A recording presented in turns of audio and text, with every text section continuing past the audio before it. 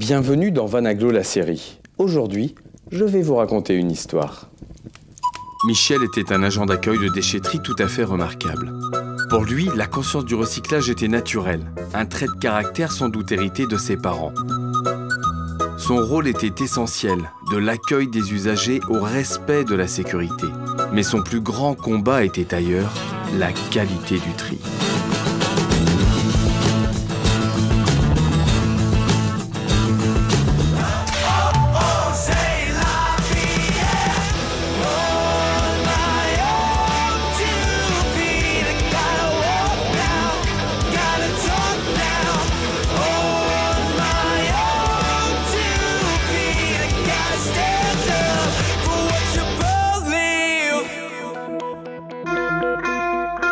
On ne se rend pas compte comme ça quand on vient tout simplement à la déchetterie pour y déposer ses déchets, mais en fait c'est tout un système.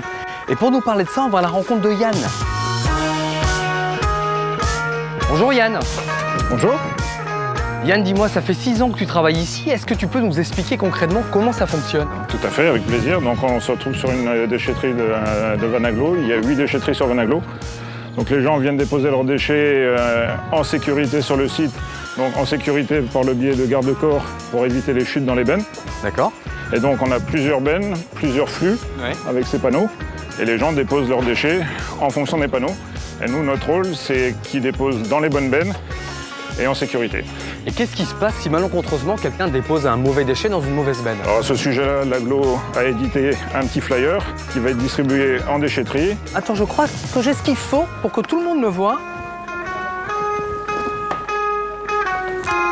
Hop.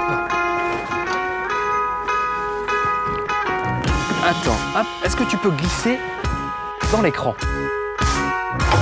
Alors, effectivement, il y a une benne pour chaque type de déchet. Mais voilà ce qui arrive quand on ne trie pas ou qu'on se trompe de benne. Ces déchets non triés sont mélangés avec des déchets non recyclables et sont emmenés jusqu'à un site de stockage. Ils y sont alors enfouis. Mais même s'il s'agit d'un centre adapté, ces déchets restent toxiques et leur traitement représente un coût important pour la collectivité. Alors qu'en triant correctement, on réduit la quantité de ces déchets encombrants et non réutilisables. Rassurez-vous, tout ne finit pas en poussière. L'intérêt du tri, c'est justement le recyclage. Et ça, à Vanaglo, ils connaissent. Et en plus, Morgane, je crois qu'il y a une nouveauté. Tu peux nous en parler? C'est la benne ameublement. D'accord. On y met le mobilier d'intérieur et le mobilier d'extérieur. On peut y retrouver aussi bien des vieilles chaises, des matelas, que des vieux fauteuils. Tout ce dont on veut se débarrasser. Et dis-moi, vous en faites quoi après? Alors, on le récupère et on le trie selon la qualité du matériel. Le bois, la ferraille, le plastique. On le revalorise plutôt que de l'enfouir. C'est pour ça qu'on a mis en place cette nouvelle benne. Ce système, Morgane, on pourrait l'adapter à d'autres déchets? On pourrait créer de nouvelles bennes?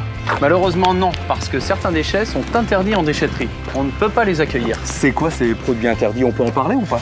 Oula, non. Allez. Oui, bien sûr qu'on peut en parler.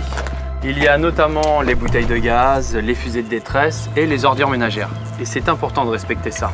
On ne peut pas les accueillir car ils sont très dangereux, à la fois pour le site et pour les gardiens. D'accord, mais au final, avec le tri à la maison, les déchetteries, on arrive à un résultat? Bien sûr, on peut encore s'améliorer, mais on arrive aujourd'hui à un taux de valorisation de 80% des déchets qui sont amenés en déchetterie.